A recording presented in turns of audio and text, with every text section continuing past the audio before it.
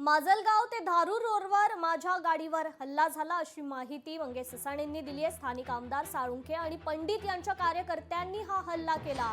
OBC नेते आणि advocate Mangesh ससाणेंनी हा आरोप लगावलाय। मनोज जरांगेंच्या चिथावणीवरून हे हल्ले झाले असं ससाणे म्हणतात।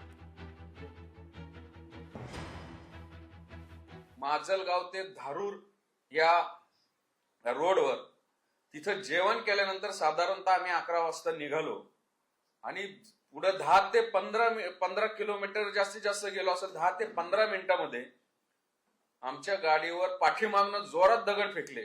आम्ही एकदम शॉक झालो की नक्की झालं काय। मी ज्या मधल्या सीटवर क्लीनर साईडच्या जिथं बसलो होतो तिथून एक टू व्हीलर आली, तोंडाला फडके बांधले होते आणि त्यांनी तिथून दगड मारले। पण मुळामध्ये आम्हाला पाठीमागचा दगड लागल्यामुळे आम्ही थोडं सावध झालो होतो। हे within a fraction of second हे सगळं झालं। ओबीसी हा घाबरणार नाहीये। गेल्या 1.5-2 वर्षामध्ये या मनोज जरांगेच्या माध्यमातून त्यांनी ज्या चिथावण्या दिल्या, ओबीसींची घरं पेटवली, गाड्या फोडल्या, लक्ष्मण हाकेंवर हल्ले केले, ते आमच्या नवनाथ वाघमारेंची गाडी झाली।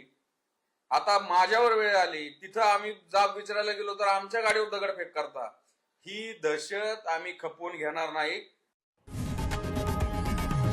लोकशाही मराठी ऐका, पहा, जागरूक रहा।